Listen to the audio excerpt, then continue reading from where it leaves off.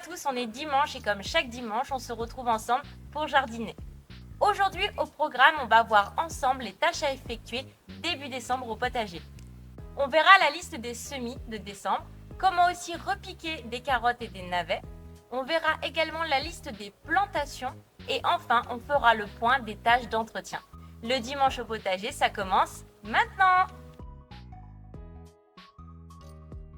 En décembre et plus largement en hiver, il y a deux écoles.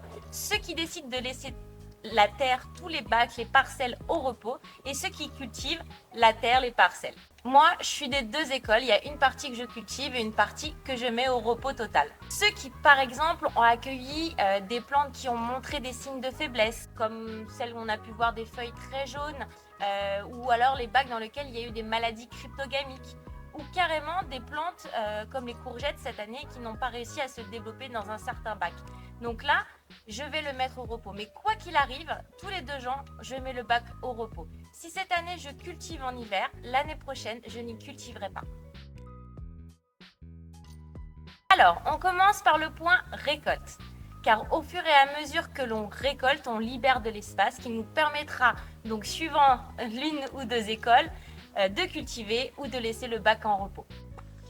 Alors là, on va récolter le panais. Donc quand on voit ça, on se dit les feuilles, elles sont quand même bien balèzes. Donc on devrait avoir un gros panais. Ça va être le gros suspense. Alors pour récolter un panais, soit effectivement la terre, elle est suffisamment meuble et vous l'attrapez au niveau du collet et vous venez vous tirer. On va regarder la tête qu'ils ont, ça se trouve, ils sont même pas prêts à être récoltés. Hein. Bon, ils ont plus de 120 jours, mais... Donc, on met la bêche, on plante la bêche. Et après, juste on fait un pivot. Et généralement, vous allez voir, ça va venir. Bah voilà. Donc, regardez-moi ça. Alors, ça sent le... Eh, mais c'est pas un panais, ça. Mais c'est pas du panais, c'est du céleri. Bah, comment je peux avoir du céleri branche alors j'en ai pas semé? C'est que du céleri, ça. Ah bah je croyais que c'était du panais. Mais c'est quoi ce délire? Alors là, franchement, je comprends rien. Bon là, il veut pas venir, je vais prendre la bêche.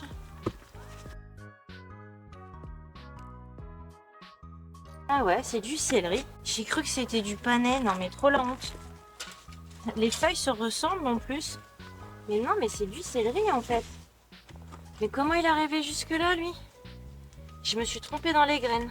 Je suis toute perturbée. Donc en fait, je pensais avoir semé du panais. Et quand les feuilles, je trouvais que les feuilles étaient différentes de d'habitude. Mais bon, je me suis dit, bon voilà.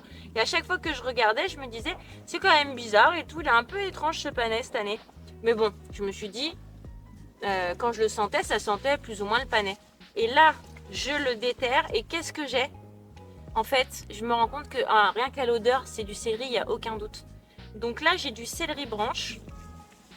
Donc j'ai dû me planter dans les graines en fait. J'ai dû mélanger les graines et donc du coup, bah, les graines de céleri sont atterries là. Donc ce que je vais faire, c'est que je vais replanter ce céleri ailleurs parce que je vais en avoir besoin pour les soupes, ça tombe bien. Parce que j'ai besoin de ce bac qui ferme bien pour pouvoir justement planter mes salades d'hiver. Bah voilà le jardinage, hein, vous avez vu, j'étais persuadée et je me suis complètement plantée. Et bah du coup c'est eux qu'on va les replanter. Oh là là, mais c'est trop la louche quoi, n'importe quoi moi. Comment j'ai pu me planter comme ça en fait? C'est fou ça quand même. C'est vraiment très étrange. J'ai semé, j'ai récolté une première fois, c'était des panais et maintenant c'est du céleri. Bon, c'est pas grave. Là, on va venir amender ce bac pour le préparer pour les salades qu'on va venir repiquer, enfin semer. Je vais récolter aussi les choux-fleurs courant du mois de décembre pour leur laisser le temps en fait de continuer de grossir encore un peu. Maintenant, passons au point semis. Alors en décembre, la liste des légumes que l'on peut semer en pleine terre est très réduite. Alors vous pouvez semer par exemple des graines de rhubarbe, des graines de salsifis. Vous voyez, c'est pas, la liste est pas folle. Par contre, au chaud, avec un minimum de 15 degrés, on peut semer tout un tas de légumes. Alors vous avez la carotte, le radis, salade, petits pois, poireaux, artichauts, la famille des choux, les brocolis de printemps, les choux-fleurs de printemps, le persil, le cerfeuil. Sinon, pour les semis en godet, en motte, on n'oublie pas de vérifier l'humidité de la terre. On n'oublie pas surtout à cette période de vérifier qu'il y a assez de lumière. Et on va arroser aussi de purin d'ortie. À partir du moment où il y aura 3-4 vraies feuilles, on va prendre le purin d'ortie, le diluer à 10% et on va pouvoir arroser. Alors ici, faites pas attention au bazar, je suis en cours de rangement. Donc là, vous avez les semis de navets qui restent. Donc je vais les repiquer au fur et à mesure, je pense, dans les bacs. Là, vous avez mon magnolia qu'on a rempoté. Donc je vérifie, la terre est bien humide, tout va très bien. Ici, vous avez les semis de carottes qui restent à repiquer. Là, vous avez, je vérifie, c'est du radis noir. Donc là, il est en train de pousser. Voilà, et après, il sera repiqué au potager. Et là, j'ai ressemé de la salade. Bon, bah écoutez, ça fait une semaine. Il se passe pas grand chose, donc il faut que je vérifie mes graines. C'est peut-être pas adapté, c'est peut-être pas des salades d'hiver. Et là, ce sont des petites expériences. Donc là, qu'est-ce qu'on a? On a du persil ici, pareil ici, et ça, je ne sais pas. Donc je laisse pousser pour voir ce que c'est. Sinon, vous pouvez aussi commencer à éclaircir les semis que vous avez fait les semaines passées. Alors le mois de décembre, c'est aussi le mois du bouturage, à savoir vous allez prendre un petit morceau d'une plante pour en faire une autre plante. Alors on peut faire ça avec le framboisier, on peut faire ça avec la menthe, l'hortensia, les clématites et puis après tout ce qui va être plantes rustiques.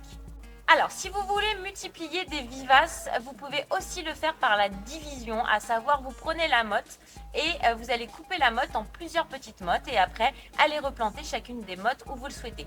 Donc par exemple, vous avez la menthe, l'estragon et la rhubarbe. Maintenant, passons au point plantation. Plus particulièrement le point repiquage. Donc cette semaine, on va repiquer des carottes et des navets.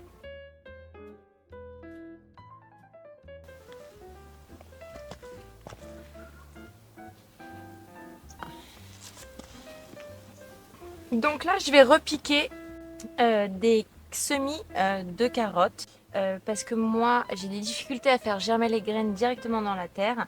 Elles se font soit manger ou soit l'acidité de ma terre est trop importante et ça permet pas en fait la germination des graines. Je vais venir chercher les semis que j'ai fait dans la pépinière, comme ça. Je vais faire des petites mottes. Hop. Et après, je viendrai les mettre directement en terre. Donc là, je vais juste récupérer les mottes le plus délicatement possible pour éviter d'abîmer le semis parce que sinon il ne repartira pas. Je vais découper un morceau, on va tenter un truc. Est-ce que si j'enlève tout un morceau d'un coup, comme ça, on va le poser là. Est-ce que c'est pas plus pratique? C'est quand même dingue hein, de partir d'une graine, ça va donner une carotte. Vous voyez la racine qui est là, ici, là, juste là. C'est ça qui va grossir et qui va devenir une carotte. C'est juste hallucinant, non? Incroyable. Moi, ce genre de choses, c'est ça qui me fascine, en fait. Comment d'une graine qui est toute petite, en plus, la graine de carotte, elle est minuscule. On a ça, puis après une grosse carotte. Enfin, c'est juste la vue, quoi. Alors, hop, je vais fabriquer une petite motte pour mettre les racines dedans. Hop. Ça, c'est l'avantage avec la terre argileuse, c'est que pour faire des petites mottes, c'est quand même pratique. Je vais enlever les gants parce que je suis moins soigneuse avec les gants. Alors là, j'en ai une toute petite aussi. Les vers de terre, j'ai juste aéré la terre et tous les vers de terre sont ressortis. Je trouve que c'est hyper agréable comme activité, en fait, les semis. C'est vraiment, enfin, je sais pas vous, mais moi, ça me déstresse. faire ça, je pense pas à toutes les choses qui me restent à faire pour le travail, ce que je dois faire pour la maison. C'est vraiment un temps où tout s'arrête en fait. C'est comme un moment entre parenthèses. Et le temps passe toujours extrêmement vite, j'ai l'impression, quand je suis au jardin. Et j'ai semé, en pépinière, j'ai semé trop serré les graines là. Il faut que je me le note pour les fois d'après, de semer beaucoup moins serré en pépinière. J'avais peur de ne pas avoir assez de... Ça germe pas bien. Donc j'ai un peu semé serré. Et c'est pas terrible en fait.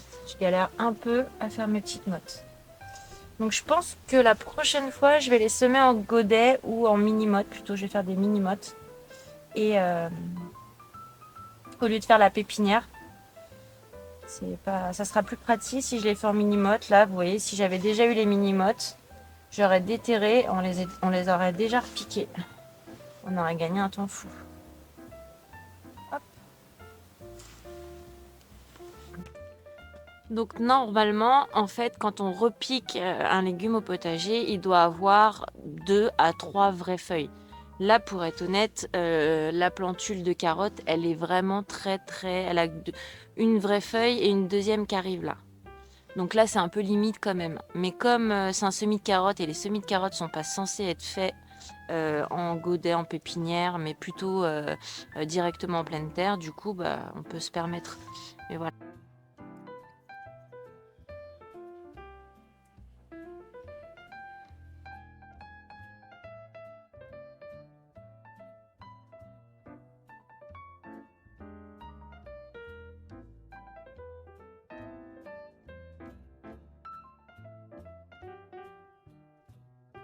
Alors, pour repiquer des carottes, c'est le même principe pour n'importe quelle autre plante. On prend notre petite motte, on vient faire un trou et on vient mettre la motte, on rebouche et on passe.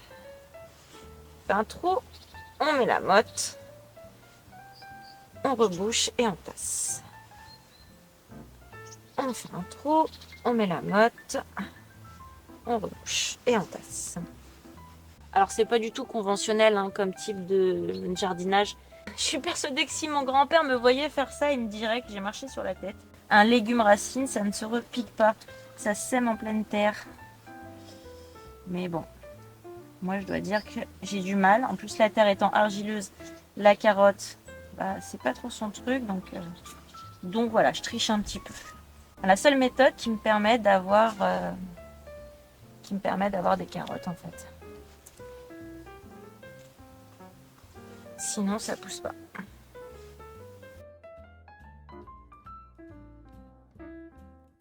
Les gros cailloux. Tu dis, mais la terre, je l'ai triée 15 fois quand même. Comment c'est possible? Les vers de terre. Mais ils remontent des trucs balèzes quand même des fois. Bon, après, il y a je savais bien qu'il y en avait. Il y a l'érosion, il y a les mouvements du sol qui sont imperceptibles, mais qui font vibrer le sol et qui font remonter les cailloux, comme quand on secoue un paquet de cornflakes ou de muesli, il y a les gros morceaux qui reviennent à la surface.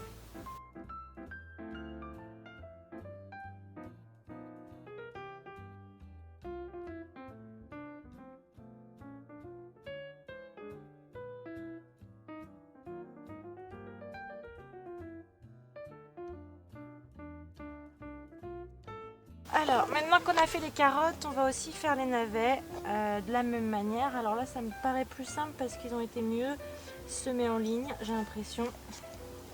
Donc on réitère la même opération. On va venir chercher la plantule. Hop, voilà. Il y en a 2.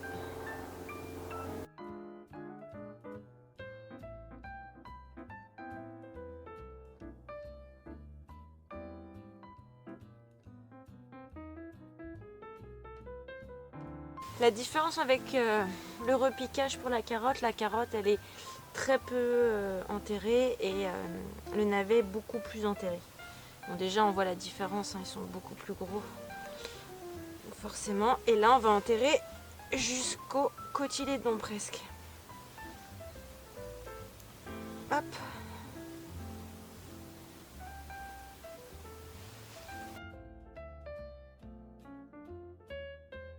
Alors j'ai mis aussi de la paillette de chanvre sur les navets, sur les plantules de navets. Je n'ai pas arrosé parce que la terre est suffisamment humide. En plus argileuse, donc le contact entre la racine et la terre va se faire. Et là, comme ils annoncent 0, -2, là du coup je vais juste rajouter un petit voile, enfin des morceaux de voile, plutôt comme ça, juste pour les protéger un petit peu. Ça les empêchera pas de pousser. Alors est-ce que j'en ai suffisamment? Voilà, hop, on va faire comme ça. Là, les navets, c'est bon. Et les carottes, on va... Hop. Voilà.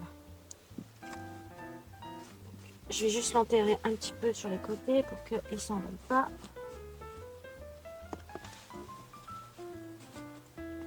Oh, c'est du truc de récup hein, que j'ai. Mais ça ferait bien l'affaire. Et voilà. Vous pouvez également repiquer les épinards, la mâche, les choux, la salade et les rejets de framboisier. Alors, c'était pas prévu. Du coup, comme j'ai confondu les céleris avec le panais, céleri branche, puisque je me souvenais pas avoir semé du céleri branche, je vais du coup les replanter. Donc le céleri branche, ça aime bien être avec les poireaux, avec quoi d'autre aussi, poireaux et les choux. Donc du coup j'ai du chou, j'ai des poireaux, donc il devrait bien se plaire ici. Là je vais juste venir écarter le paillage. Voilà. Et je vais venir faire un trou. On va prendre le plus gros. Cette odeur, c'est incroyable. Hop. Heureusement d'ailleurs que les fruits et légumes ont des odeurs parce que là je me serais demandé ce que c'était.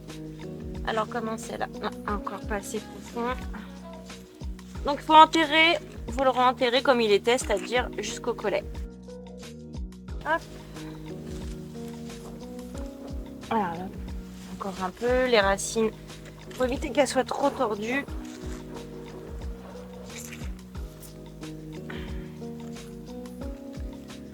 C'est le genre de légumes qui va permettre d'améliorer la texture de la terre. Hop, et on vient reboucher. On tasse et on remet le paillage autour. On va en mettre un deuxième juste derrière. Je vais les arroser un petit peu, même si la terre est déjà bien humide, mais pour être sûr que sa transplantation se passe bien. On va mettre un plus petit. Alors j'enlève les branches qui sont cassées. Ah, mais non, ils sont balèzes les vers de terre, il y en a partout là-dedans. Voilà, parfait. Allez, je vous remets là-dedans. Il faut surtout bien que ça soit en contact avec la terre, qu'il n'y ait pas de vide au fond du trou et que les racines soient bien en contact avec la terre. Hop. Ensuite, je vais en mettre un autre ici. Alors je fais attention à ne pas recouvrir trop le collet de terre pour que ça continue de pousser. N'importe quoi. Je me disais c'est bizarre quand même ces panais là. Bah voilà. On fait un trou. On regarde bien que les racines elles soient bien. Hop, parfait. Et on rebouche.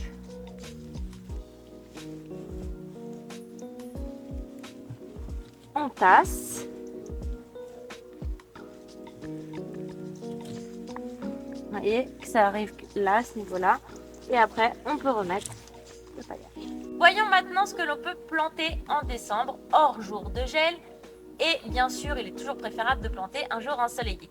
Donc on a de l'ail géant, de l'estragon, des échalotes, de la ciboule, de la glycine, des framboisiers, des vignes et puis après tout ce qui va être vivace. Maintenant passons au point entretien.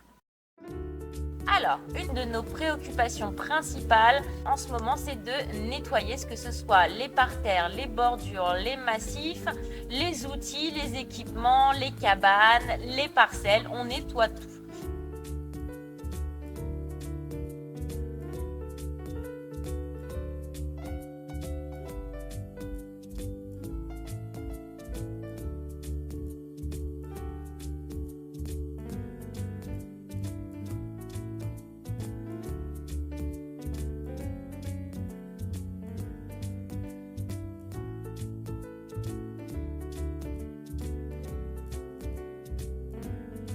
Donc là, on va procéder à l'entretien du bac à choux, donc brocoli, chou-fleur, chou, Bruxelles, céleri, cette fois-ci céleri rave.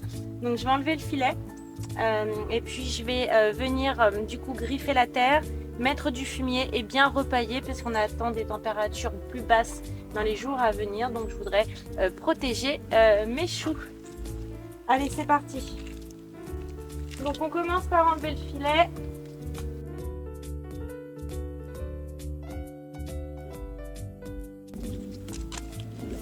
Donc là, normalement, vu les températures, on ne doit plus avoir de problème d'altise. Donc là, ce qu'on peut avoir comme problème, c'est les limaces qui mangent. Et puis, vu les températures, je pense pas que les chenilles soient encore vivantes. Elles doivent être en train de dormir. Enfin, j'imagine, en fait, je crois que j'espère. Hein. Parce que j'aimerais bien retirer mon voile avant qu'il fasse trop froid. Parce que j'ai peur que le voile étant humide, parce que par exemple il a plu ou il y a un peu de gelée, il gèle par-dessus, le gel étant froid, contact de ça, je sais pas trop. Peut-être que je mettrai un chapeau par-dessus plutôt, que le froid tombe pas trop. Normalement je l'enlève le filet à cette période-là de l'année.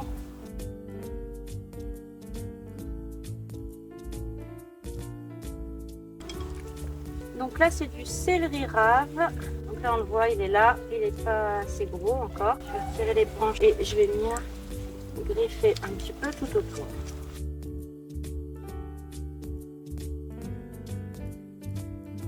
Alors pour le céleri rave, donc là on voit qu'il n'est pas assez gros.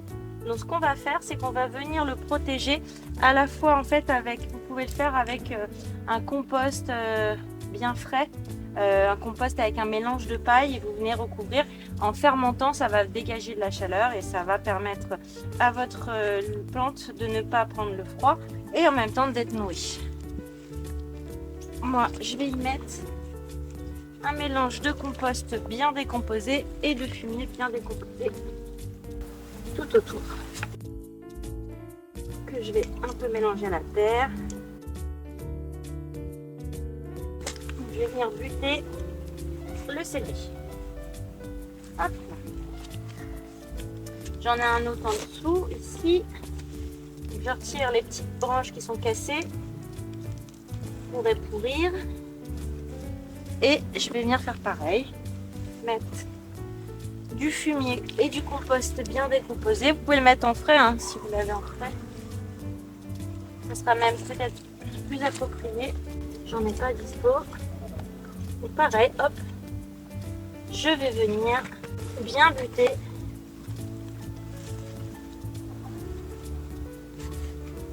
le céleri. Ici, on a un chou de Bruxelles. C'est bien fait manger, mais bon, on a le chou principal qui est là.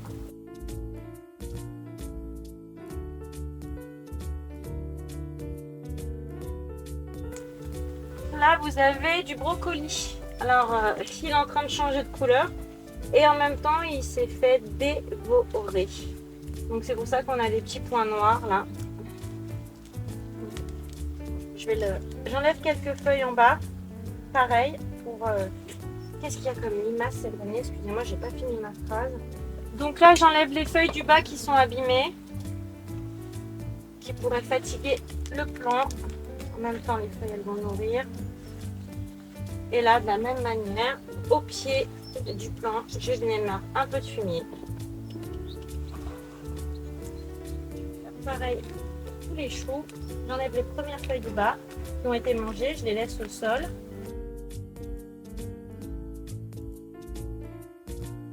Donc cette année, les brocolis, c'est pas ça. Alors comme il y a déjà encore un reste de paille, le paillis donc en partie s'est décomposé et il en reste encore, je recouvre de fumier, bien décomposé, de compost bien décomposé, la paille. Comme ça va aider à la décomposition et ça va mettre plus de temps à se décomposer et ça va dégager de la chaleur tout autour du pied.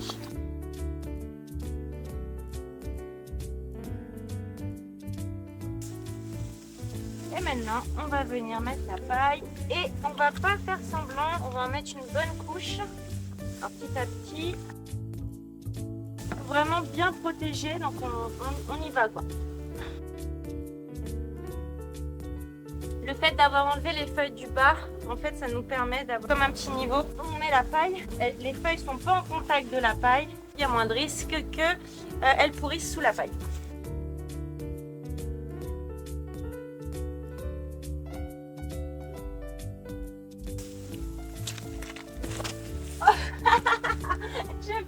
J'ai glissé, chef. Ah là là. L'automne. Je vais mettre de la paille aussi dans les allées. Je vais me couper sinon à chaque fois.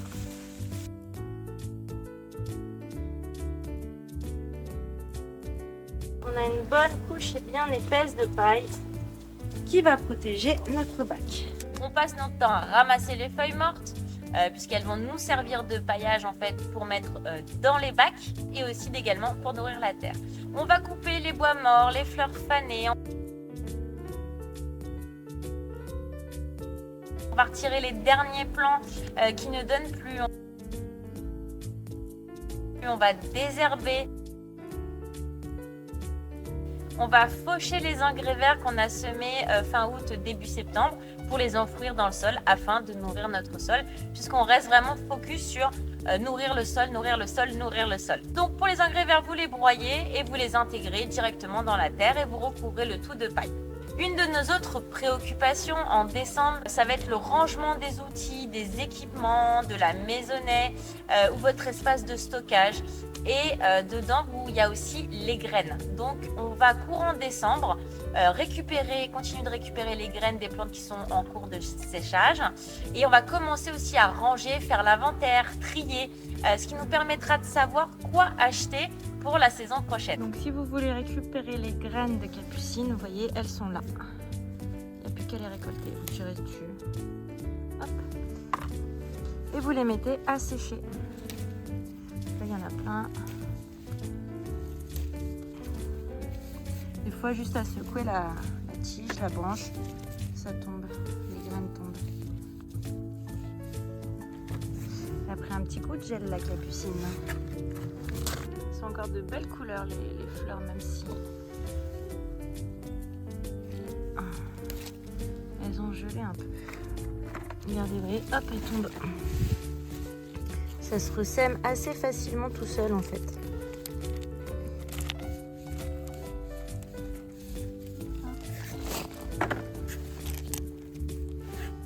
Et ça, on va venir le faire sécher. Alors, j'ai allumé le flash parce qu'on voit pas bien dans la cabane. Donc vous voyez, c'est mon meuble pour faire sécher les graines. Alors, je récolte et après je mets à sécher là-dessus. Il faut bien évidemment une aération. Donc ça, c'est les poireaux démontés en fleurs. Donc les poireaux de la première vague de printemps. Là, vous avez les bleuets, si je ne me trompe pas. Donc je vais venir, pareil, récupérer toutes les graines. Ici, ça doit être des pois de senteur, quelque chose comme ça. Hop. Là, vous avez les graines de radis noir. Et ensuite, vous avez les graines de tournesol. Et donc là, je vais venir frotter et récupérer toutes les graines. La moitié restera ici pour semer l'année prochaine et l'autre moitié servira à nourrir les oiseaux. Je fabriquerai des boules de gras avec les graines pour les oiseaux. Là, vous avez les fleurs de ciboulette. Donc là, je vais récupérer pareil les graines. C'est des toutes petites graines noires. Il doit y en avoir un peu au fond qui est tombé. Et je vais les récupérer et puis les mettre en sachet. Parce que là, la fleur est bien sèche. Voilà. On a aussi d'autres graines là, que j'ai récupérées. Déjà que j'ai mis sécher. Ici, vous avez plus tout ce qui va être lavande pour fabriquer en fait des bouquets ou pour mettre dans le linge en fait pour que ça sente la lavande. Là, vous avez encore des tournesols. Ici, je vais commencer à faire sécher quelques fleurs. Mais oui, il y en a certaines qui ont pris l'humidité, elles ont pourri. Donc il faut que je vais regarder. Mais c'est sur le dessus, donc la graine en dessous devrait être bonne. Mais je le noterai sur le sachet que j'ai récolté une graine sur laquelle il y avait un peu de moisi sur le dessus. On verra si ça germera quand je le sèmerai. Ici, vous avez, donc ça c'est pour mes tisanes.